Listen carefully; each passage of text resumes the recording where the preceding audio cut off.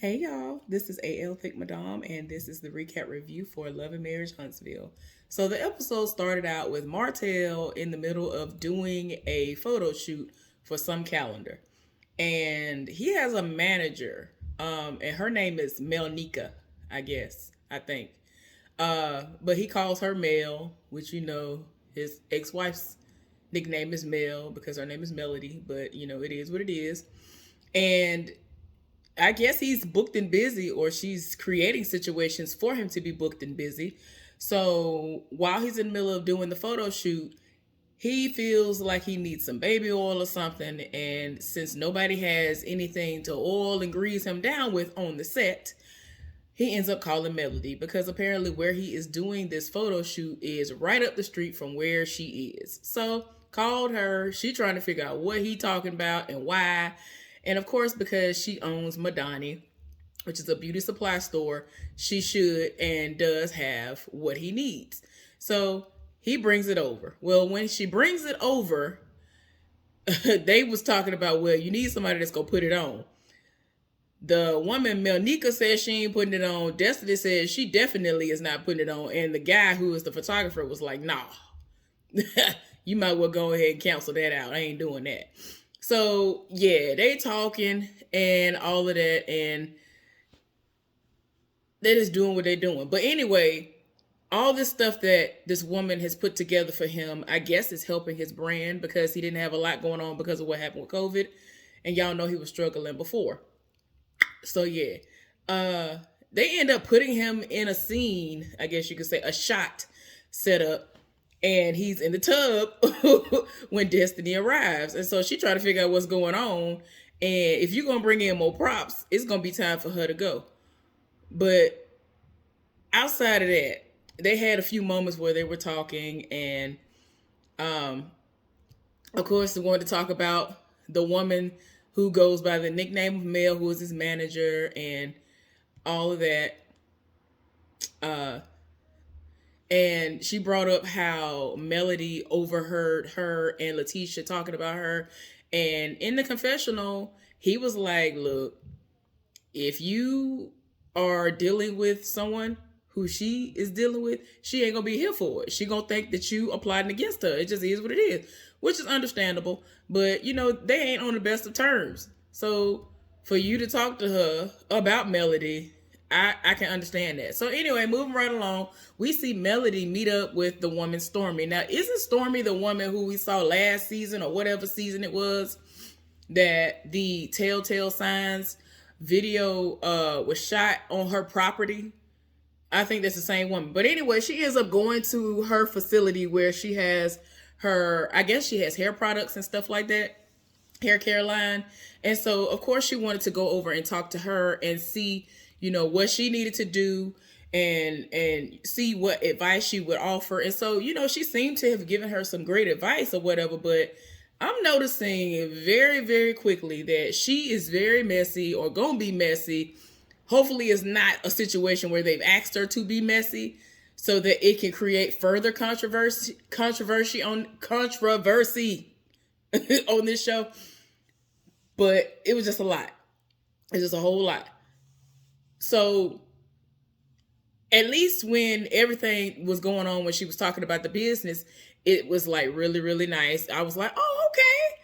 But then she got messy. So when it came to the advice and all of that, she gave her, insight on how all of this stuff happened overnight for her. Like, she didn't know she was gonna have to do all this. She had to get a bigger facility. She had to hire people. Like, a lot of stuff was going on, and it happened so quick that it was like, wow. But yeah, I'm glad that she was able to tell her about that and how you can't sit up there and buy a whole lot of product and then you're not gonna have the demand. Like, it ain't making sense, and then you have to factor in COVID. Like, a lot of stuff, a lot of different variables. So I think that was awesome that she gave her that advice. But then the mess started happening. Melody invited her to come to an adult pajama party / sleepover. And so she was like, oh, okay. Because she was like, I just want to invite my friends. And so she's wondering who all going to be all over there. And when she does not hear Letitia's name or Destiny's name, she's like, okay, wait a minute. Now, more so when Destiny's name wasn't put into the hat. So she tried to figure out what's going on. She was like, look, she was talking about me. I ain't gonna get into the specifics. And I thought that Tisha and I were in a better place, but apparently we weren't. But she over here thinking that I have an issue with her and that I ruined her marriage and all this other stuff. Like, girl, clearly you haven't gotten past it. I ain't got time for you. And Destiny over here fraternizing with the enemy. So yeah, I ain't got time. I don't fool with you no more either. But yeah, anyway, they talking back and forth about all of that and how all that was going on. So she said, yeah, she'll come. And she said that, she gonna have to get to know some of the other people. I think Tiffany is invited and Kimmy. So she knows of them and all of that. But it's like everybody just has this thing with Tiffany, but we're gonna get into that. Well, we end up seeing Tisha roll up on her husband, wanting to know about the updates and anything that might be going on with Scott Manor. And she was like, I emailed you and I'm trying to figure out all this stuff. And it's like, okay, that's your husband. Why can't you just ask him if anything has happened? Why you got to email? Like, oh my gosh, I don't know. That's just too much for me.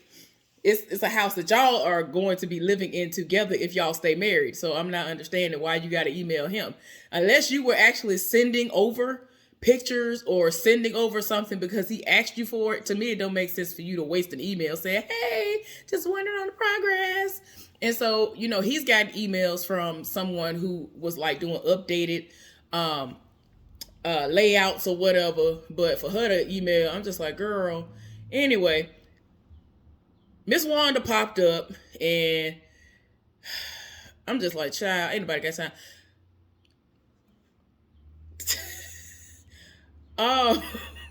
Miss Wanda is supposedly gonna get a food truck, and I'm just like, okay. I don't know. That to me, that came out of left field, and they try to make it seem like she been talking about she wanted this, and so. But Letitia has failed to tell her husband that they were going to be paying for this dream to come true. So he looking at her like, I don't know what you're talking about. Because we had this conversation. And so she was like, yes, we did have this conversation. I told you that my mama wanted to get this going and whatever. And child, even though he said that he wanted to see that she was taking it seriously, that still was not the end of the conversation. Show me that this person is taking it seriously so my money isn't being wasted, or if I'm going to invest anything in it. Like, was the conversation that started it all off that you were gonna throw a couple of dollars away, or was it that if she gets everything in order on her end, I will pay for this business? Like, I'm not. It ain't adding up. It ain't adding up unless he putting on for the TV, unless he putting on for the people out here. So I'm just like, but yeah, but Miss Wanda, for somebody who need these people's money, she is very demanding, like, you need to run me my money. And I'm like, my money?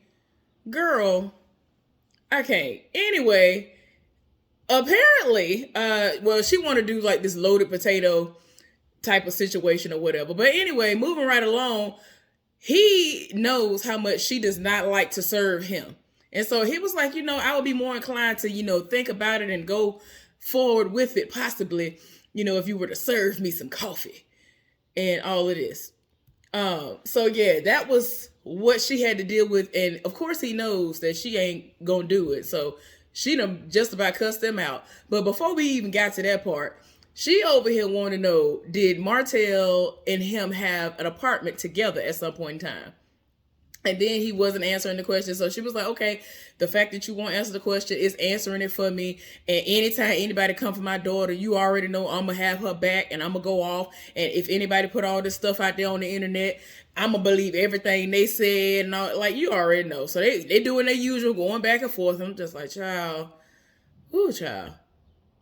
I don't understand. The only thing I can agree with her on is the fact that he has this thing where he'll sit up there and instead of answering a question, he'll go all around the world and not answer the question. But, part of me kind of agrees with him. Like, depending on if it's something that really is silly, I understand not answering it. Because it's like, but y'all know most of the time when he ain't answering these questions, it's because he had something, even though receipts have not been put out there yet. Allegedly, there have been certain receipts that have been out there, but I ain't got nothing to say. So anyway, yeah, she doing the most. So she talking to him like, you are somebody who is over my account, write the check. And I'm just like, whoa, you too bold for me. You are too bold to act like this over money that's not yours. So anyway, Kimmy and Maurice popped up over Jalen's house and didn't say nothing like, hey, I'm coming over, apparently, I guess, from the way that they acted.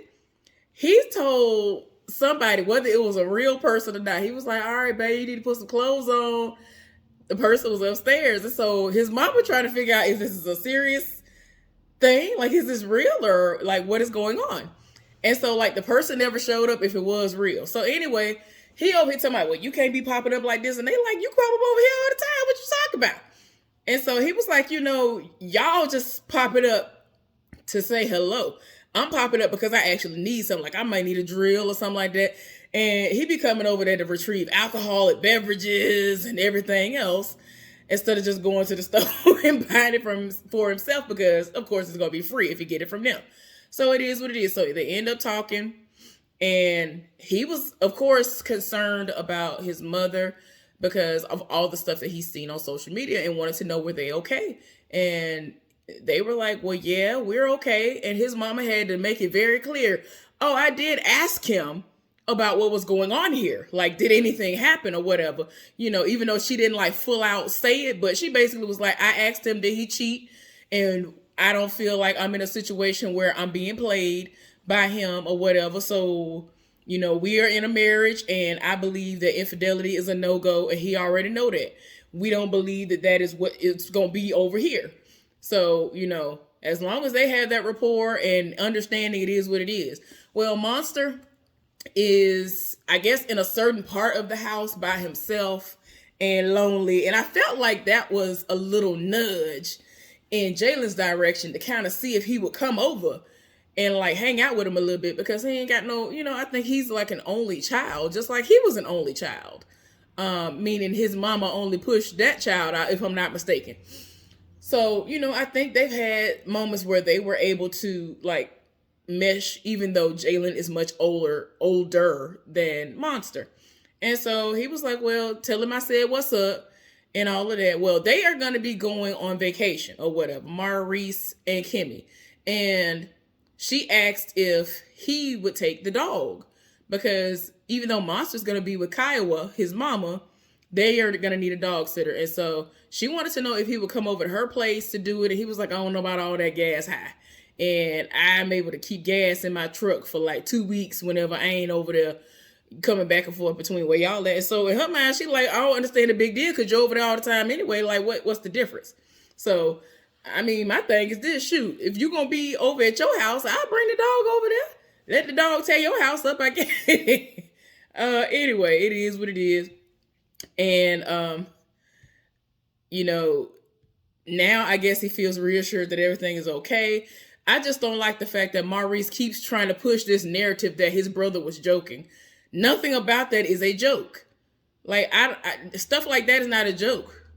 Trying to throw you under the bus to throw everybody off, to be like, oh, okay, let's focus on him too. Or focus on both of them. Like, let's divide the attention that's, being, thrown my way. Let's put it on me and you. If it's going to be on me, let's put a little bit less on me and some of that on you, because that's what it gives to me. So anyway, the day of the sleepover, pajama party, all this stuff is happening. And she wanted everybody to wear these black pajamas or whatever. And everybody talking. And one of the people that she invited was Letitia's cousin. And I think this is the cousin that we've seen, who I've already told y'all before when I've done recap reviews on this show, that whoever everybody looked like in Tisha's family, on her mama's side of the family, everybody looked like that person. Whoever that is, they look just like them. But anyway, that's the cousin that we used to see all the time. And Kimmy kind of looking like, okay, what is the extent of their relationship? We knew that they were cool, but for her to not invite Tisha, but to invite her cousin, it's kind of like, I don't know, but it's her situation, so do what you do. So the cousin asked, like, where was Tisha at? And so she was like, well, some things popped off, and I didn't feel like I needed to invite her, and it is what it is. And so the cousin ain't had no choice but to respect it. Like, girl, be glad you in the room, I guess. But as the day progressed, people rolled up on Kimmy, wanting to know how she felt about everything. And so Kimmy at this point is very exhausted of the conversation that keeps popping up. But she was like, anytime somebody asks her, it is what it is, I'm going to answer. I'm going to let you know what it is and how I feel or whatever. And so she was just like, look, I believe my man. I don't think these things are true and whatever. So every time you look up, somebody else will roll up into the conversation. And I'm just like, child, it's too much. And like I just said, everybody is looking at it from a perspective of it's as if he's deflecting. Marceau is deflecting and putting all this stuff out there. Like, why would you be messy and put that picture out there?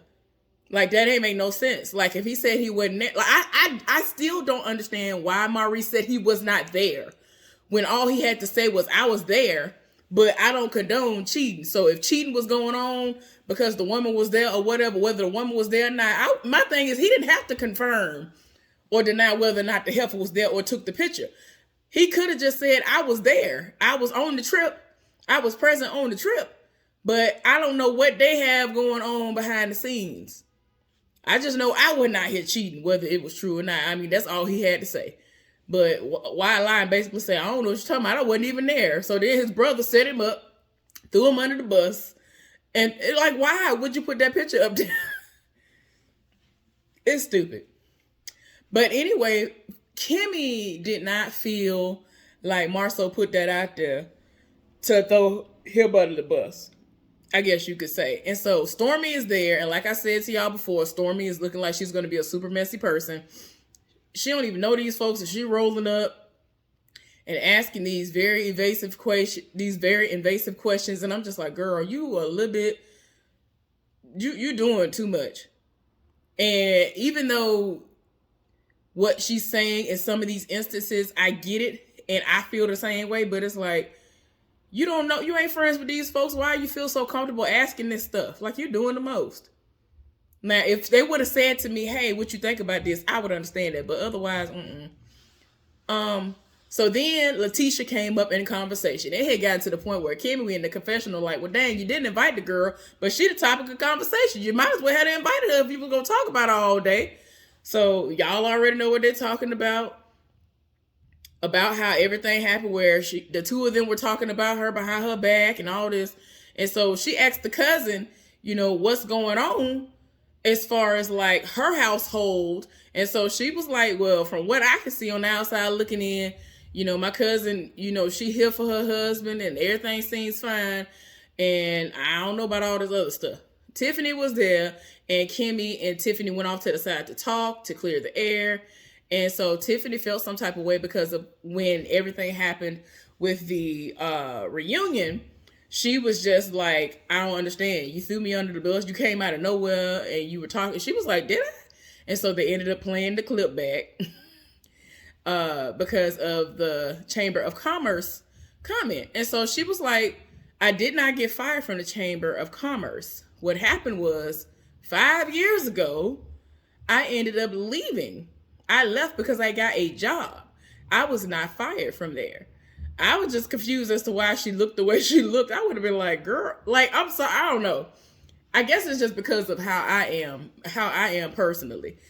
I would have been like, I would have let her like, I didn't get fired. I left and got another job. And that was 5 years ago. I would have said that right then and there. So I don't know. That's crazy. So anyway, she was just like, I don't understand why you said that. You know what I'm saying? And then all these people were talking about, they felt like they didn't know. And so Kimmy explained why she even said what she said. She was like, I mean, I had heard that that's what happened. And the fact that Carlos looked around the room and then he asked me what I heard. And then I said, well, I heard that she was fired from the commerce, from the chamber. That's what they call it, the chamber. And all of that. And so, that's when she explained what it was. And so she was just like, look, It is what it is. And I feel like we can be in a better place. I'm willing to move on. It is what it is. Then Stormy rolled up and started asking questions and wanted to know what happened. And they had just hashed this out. I'm just like, ooh, child, please go somewhere. She doing too much. They literally just hashed this out. And so then she coming back and she was like, well, the only reason why I knew of her was because Melody introduced her as somebody that she knew from Chamber of Commerce. And so Melody eventually came over too. So all four of them were sitting together. And so she was like, well, I don't understand why she introduced me as that, knowing me from there when we met somewhere else. And so, and then that whole situation happened 5 years ago. But yeah, it's a lot. And I'm just like, child. And then like, apparently this heifer got shaded. Stormy got shaded. And I was just like, I mean, because I don't know. I was like, dang, did I miss it? What she get smart at? Look, let me rewind. Because I was like, what she even get messy? Where did she even come at her sideways? Hold on, I'm gonna repeat exactly what was said. Because I probably was having a slow moment or got distracted when I was watching that part. Yeah, so for me, that was confusing because everybody had to sit there and think about it. Because what old girl said, what Tiffany said was, well, for you to say that was like you going back to when I was 12 years old, saying that I did something when I was 12 years old. And so everybody paused and was looking crazy. And then Kimmy was like, oh, you was trying to be smart. I was like, huh? I ain't catch it. Like, that must have been one of them Cynthia Bailey early on moments where she trying to throw shade and that wasn't a shade moment. Because she said, it's all absurd to me, as if somebody going back talking about when I was 12. I don't understand where the shade or messiness, getting smart was coming in at. I don't know. I ain't catch it. So anyway, of course, Stormy ain't here for it. And this season gonna be on some foolishness. Stormy is there, and I feel like she gonna be in the center of a whole lot of mess, and I'm just not here for it already. Anyway, hopefully y'all enjoyed this recap review of Love and Marriage Huntsville. I'm about to go somewhere and sit down and relax and continue watching a whole lot of other good shows that's out here. But anyway, y'all have a good one. Be safe out there, and I'll see y'all later on. Bye.